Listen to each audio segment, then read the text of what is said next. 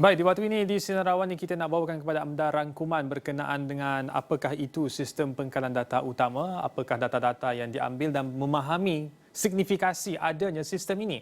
Yang mana antara lain, Ketua Perangkawan Negara pada pagi tadi membentangkan graf ini yang menunjukkan bahawa secara umumnya ekonomi Malaysia berada dalam keadaan sangat yang baik. Pada sekitar 60-an sehinggalah ke hujung 80-an dan juga awal 90-an dapat saksikan bahawa ekonomi Malaysia terus berkembang. Kadar keluaran negaranya tinggi, kadar penduduknya juga bertambah kepada 32 juta dan juga kadar perbandaran juga meningkat kepada 75%.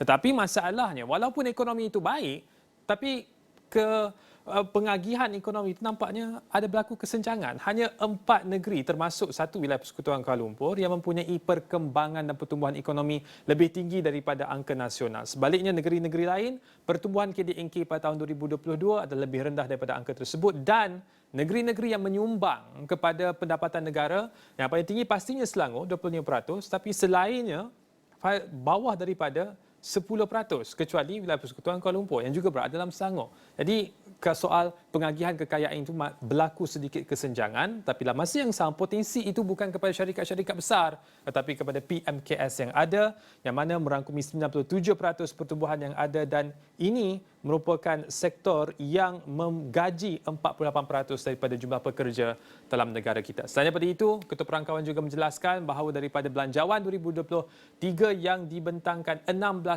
daripada keseluruhan lebih daripada 380 bilion ringgit disalurkan untuk tujuan subsidi yang mana pecahannya itu lebih hampir 7 bilion ringgit untuk elektrik dan hampir 16 bilion ringgit adalah untuk LPG dan petrol. Dan ini merupakan angka hutang yang seketika ini makin membengkak kecuali kita pernah melihat 5 tahun di mana bajet kita itu adalah bajet yang surplus dan ketika ini situasinya peruntukan untuk pembangunan hampir sama dengan subsidi yang diberikan. Oleh itu, 3 kata kunci iaitu soal kesenjangan, soal pengagihan yang saksama dan juga untuk memastikan perbelanjaan yang hemat, maka padu ini diperkenalkan. Dan apa yang cuba dikumpulkan oleh kerajaan berdasarkan pembentangan yang dibuat oleh Ketua Perangkawan iaitu untuk kita konsolidasi angka dan juga maklumat daripada hampir lebih daripada 1.2 juta pertubuhan perniagaan yang berdaftar di Malaysia daripada